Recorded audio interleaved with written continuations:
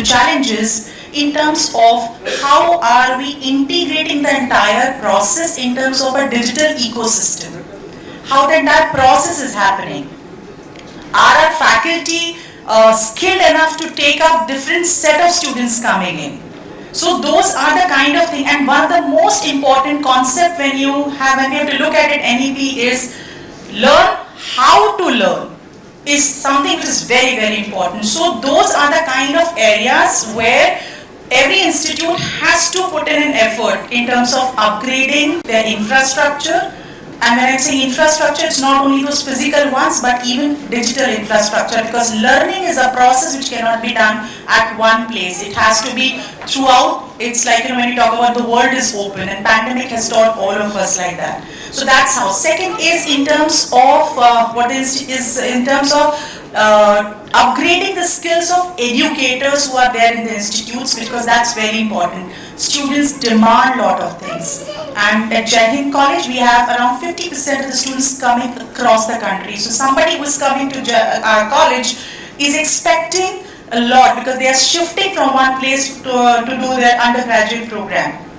And when they want to go for the PG programs or they want to do other things, and we also have a startup ecosystem in the college, they have a lot of questions. So those are the things which the institute is working on and is looking forward for that. When we look at NEP, of course, as I said, is the experiential learning is the most important aspect out here, and all the stakeholders have to play a very important role. Now, in NEP, we talk about OJT, we talk about research projects, we talk about internships. Now, some of these self-financed programs which were there were internships which were very much there. We had partnerships, we had partnership with TCS, we had a lot of other organization and industry bodies where there are partnerships. But on the other side, when you look at programs where are commerce or whether we talk about sciences, now there they have to earn mandatory credits.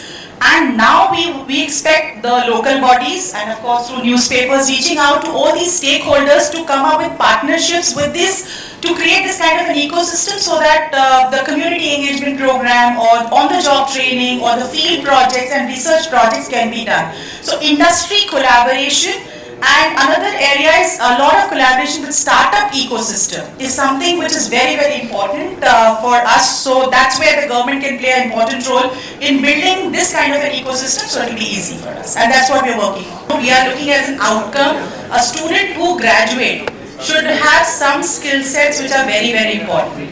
Now, one of the example, if you look at it, today we talk about problem solving skills, critical thinking skills. Earlier, there was a rote learning which was there, and there is a degree which is there, but if there is a real problem which is coming up, it's not happening. So, the spirit of NEP is today, if a student graduate, he has certain skill sets and he can use those skill sets in a real world. So, that's the most important area. Now, in in terms of understanding how the government is also taking initiative at an institutional level, we also have to take initiative rather than expecting everything from the government or industries and all these things. So, one of the things where we've been working in the field of entrepreneurship for almost 16, 17 years, and how we have looked at in solving the problem. We are not saying we solved the problem, but we are in the process of working on it, is ensuring students to have their startups or a practice ventures when they are in college. There are two parts to this. One is that NEP is a timely need, right? We have discovered that students who come with only one skill set find it problematic to look for jobs. It's a world where things are opening up. You require multiple sets of skills. You require education that is very, very dynamic. And the NEP addresses this. It tells you that multidisciplinary education has to be the center point through everything that you do. Now the problem here is also that the onus for selecting your multiple areas is on a 18-year-old. An 18-year-old who is deciding for the rest of their life that maybe I major in this and I minor in this, and they don't have a clear idea of what is the career trajectory that I'm going to do. Right? I'm sure everybody here would agree that this is a big responsibility on students. And what we are lacking as a country is counseling, opening up our minds. And I'm not just saying counseling for students as to what you should be selecting, but also counseling to parents. that आपका बच्चा अगर कल engineering कर रहा है, why is it that that student also needs to learn a little bit of humanities, right? It makes us better humans. It's a little bit of sociology understanding, आप gender sensitivity ले लीजिए. These are things that everybody should understand and grow out of. So one major issue that I do envisage, and I would like to say at this point that Missing Links is running 8 different schools, and we have always been multidisciplinary. In the sense that if you are a student in the media school, you can still take up a paper from the film school. You could be in the fashion design course and you could take a program from the animation. So that tracking of major minor has always been present, but the counseling has to be rigorous from the beginning. So that's one major problem at a macro level as well. From the beginning, it's been 17 years that Missing Links has been established. Our motto has always been, you'll see it on all of our branding also, it's called do what you love. Right? And so for the NEP to come out and also tell students that choose, do what you want to do, that is the biggest takeaway for us. That's something that I'm very happy about, that there are no clashes. You do what you want to do and you will get the skill in that space, and then we will figure out kahan hum ja sakte ho. That is. So there are a lot of initiatives taken by the university to conduct meetings, do these awareness sessions. And what we are observing is it is very important that awareness is, of course, everyone needs to know and understand what NEP actually is meant for. But at the same time, everyone needs to have an acceptance, because this is going to be a change. Transition is always difficult. And it is not only difficult for the students, it is also difficult for the teachers. And there is one area which we do not discuss much, but I am sure all my elite panelists who are sitting over here will agree with me.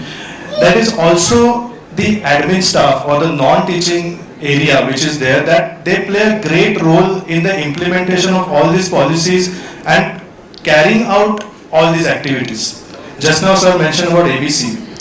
So the lot of onus is there on that non-teaching staff to carry that out. These are new things coming up.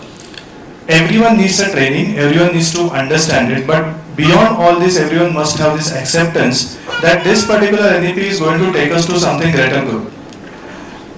And all the sectors, all the stakeholders have to start understanding that how this is going to pan out. Of course, it is going to take a lot of time, because it is not, right now everything is on paper and everything is experiential. As we go on getting more and more experiences, we'll go on coming across a lot of case studies. That is the time when we will know that, okay, acha, aise bhi ho sakta hai. This also can be a challenge, and then we might come out with a solution as well. But at this very point in time, like for example at Sahyog College, we have hospitality studies, which is a hotel management course. Now hotel management course has always been a skill-based course. Every subject in this particular course is a skill-based. This NEP emphasizes a lot on skill development, because we want to move towards making our youth not only graduate, but they must also have skills. Now the first challenge always was that when the course or the curriculum was already so much skill oriented, then how we are going to add more verticals into this? So what exactly we are going to do? But fortunately the Board of Studies etc. have worked really well towards that, and they have come up with very effective curriculum. But it should not be limited over there. Everyone has to accept it and implement it effectively and being very positive towards that. What NEP does is, even if you are taking any of the course, whichever is close to your heart or whichever you feel that you can do well into, you still have all these 5 options open for you. And you can make a career anywhere out of these 5 options. And more importantly, you may have started your education in a particular stream, like ma'am initially said, at the age of 18 we are putting an onus on them to choose their major and minor, right? But what if in the process of education they realize that I started with something else, but by the time I am completing a graduation I am realizing something is much better for me because I never knew about it. We find I feel two important words. One is the freedom and second is the empowerment. We have been long talking about these two terms. We have been long talking about this that ये करने की छूट चाहिए, वो करने की छूट चाहिए. And aren't we also talking about कि जब NEP नहीं था, उस टाइम पे कि हमारा एजुकेशन सिस्टम कोप अप नहीं कर रहा है, हम वही पढ़ रहे हैं, सिर्फ रट रहे हैं चीज़ों को. Like ma'am very rightly said, there are no borders. So there's a lot of freedom, but then only freedom is not enough. You need an empowerment along with that freedom. So you just become free, become independent, that is not enough. You also have been given all those inputs to stand strong and move ahead. I think in very short way, I think these two words are very important, freedom and empowerment. It's not that you think ahead of time, it's just that NEP is about a guideline that we have all got that takes care of the needs of the children across the country, trying to elevate the levels of education and giving it a very holistic and a very progressive look. So that's where the objective is. So I think every school, and I'm sure there are many schools in the country who may be working on this for many, many years. So when we talk about the curriculum delivery, I think I'm the only one who's representing the school education. So I can speak from the point of view of school education.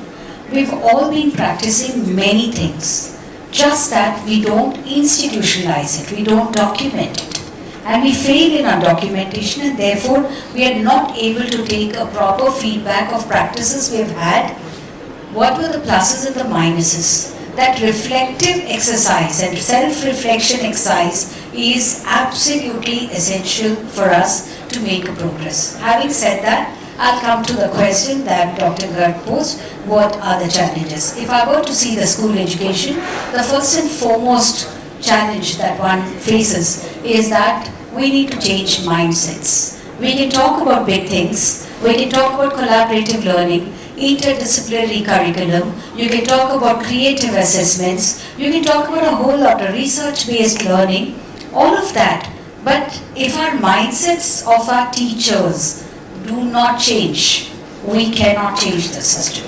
I think we've been talking about a little privileged section of the society where the parents are educated, the children already know what they are going to do. But even in city of Mumbai, you do have a lot of children who are first generation learners. And that is where the role of the teacher comes in. The college was started by a postman by collecting 4 annas, 8 annas. And today what I am is because of that college. So we ensure that they get the best teachers, they get the best education. We did have challenges, I'll come to that.